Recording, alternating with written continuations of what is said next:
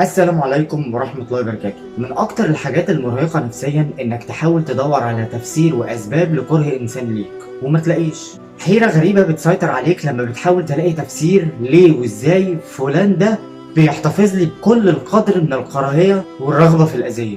وفي بعض الأوقات وبعض الحالات ممكن يكون مفيش موقف معين جمعكم ببعض، وبعد شوية خبرة كده في الحياة بتكتشف إن في ناس ما بتدورش على سبب منطقي وواقعي عشان يكرهوك بسببه. دايما وطول الوقت لابسين نظارات سودا عمياهم عن الحقيقة، لا عايزين يعترفوا بيها ولا عايزين يعترفوا بأخطائهم.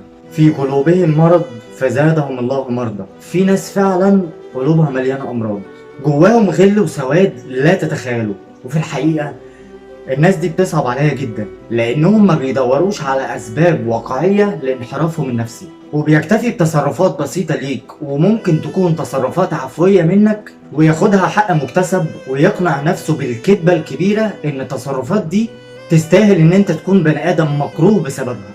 مش بس كده يا عزيزي، ده ممكن يستكتروا عليك ابسط الاشياء بالرغم ان ربنا كرمهم من فضله ومش حارمهم، لكن امراض قلوبهم للاسف عمياهم. وخليني اقول لك برضو ان النوعية دي ملهاش حل غير التجاهل الكامل. والمضحك في الموضوع، وده طبعا شيء متوقع، ان بعد تجاهلك ليه هتلاقيه داير من وراك يجيب في سيرتك في كل مكان ويجي قدامك ويسكت، فاعرف ان شخصيتك اقوى بكتير من انه يواجهك. وقتها خوفه منك هيبقى مسيطر عليه لدرجة انه هيبقى محطم نفسيا، ووقت ما تشوف الخوف في عينيه ما تفكرش تروح تعاتبه او تتناقش معاه وتفتح اي موضوع. واسمح لي اقولك ما تديلوش شرف المحاولة انه يتناقش معاك، كفاية انه نال شرف في يوم من الايام انه كان معاك.